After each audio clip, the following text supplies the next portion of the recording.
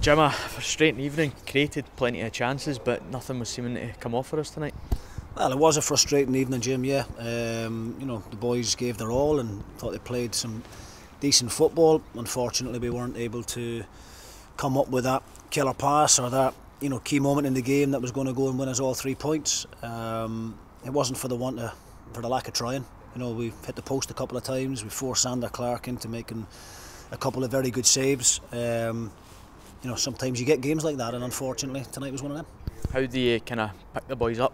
Because when you play like that, it must be, for the boys, it must be incredibly frustrating that they didn't get the goal. Like you mentioned, when the chance John hits the post, and it rolls along the line, just wasn't coming off for us tonight. No, it's not a case of having to pick the lads up at all. I mean, they've been playing reasonably well of late. The reaction after the game, they swore we lost the game, but we've kept a clean sheet against a very good St Johnstone team, one that has only lost 3 matches in 17 games in all competitions. 2 of those defeats came against Celtic, so I don't think we have the right to turn up here tonight and believe that we're just going to roll over a team of their quality. So we defended really well. Unfortunately, we just weren't able to come up with the solutions in the final third that was going to be able to win us the game. So great credit to Sander Clark for the couple of saves that he's made. And we go again on Saturday away to Celtic. Generally happy with the overall performance tonight, though? Oh, listen, I think we dominated large periods of the game. The fact of the matter is, we're all disappointed that we weren't able to score a goal.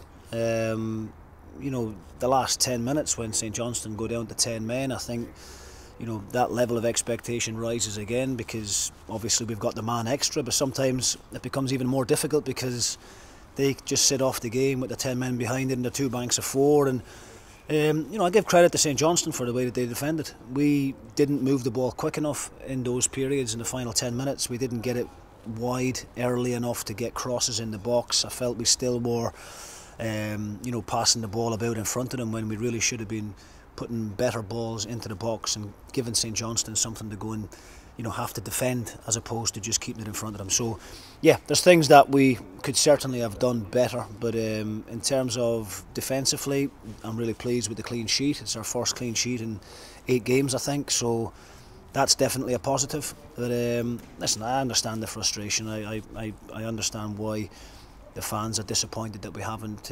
been able to win the game tonight, but as I said, St Johnstone are no mugs, and it's another point on the board and another step in the right direction. Another point closer to 9th place as well.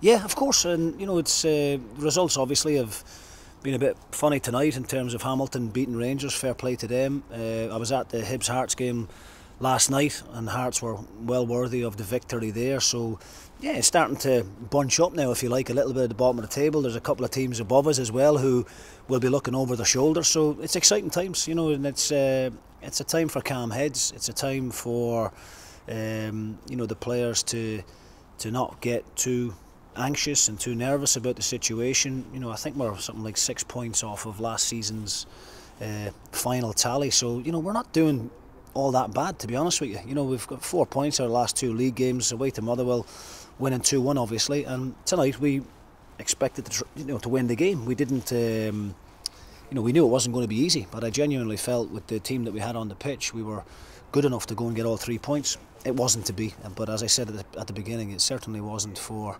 the lack of trying. How important is it for calm heads? Because obviously we can't control kind of what other teams do.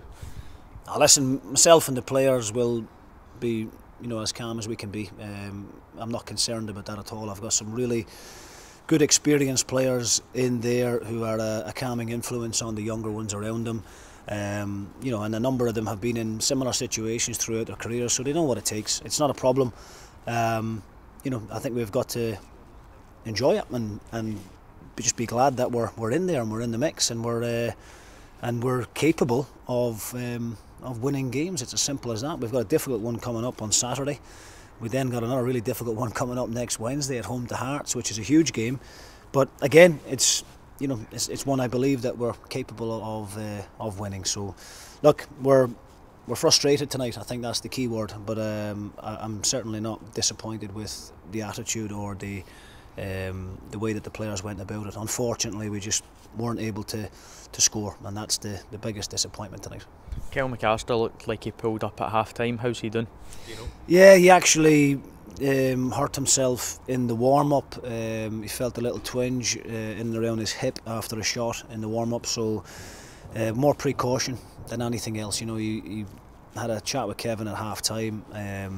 You know, I'd spoke to Kyle prior to half-time, saying there was a good chance he was going to go on, and you know, Kyle didn't want to go on there injured and not be able to make an impact, so we just let him stay inside and ice it up, and hopefully he'll be okay for the weekend. You mentioned Celtic on Saturday and then Hearts here. How important is it that the fans stick behind us?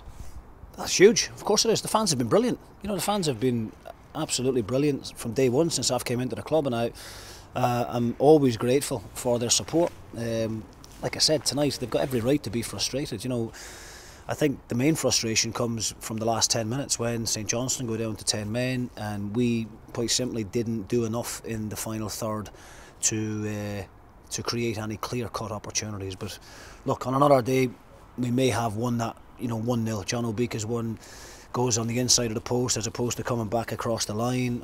You know, we hit the post again in the second half. Sometimes you get games of football that are like that. You know, we could have easily lost that one tonight 1-0, and we would have been all extremely gutted, but it's another point on the board, and we've just got to take the positives as best we can.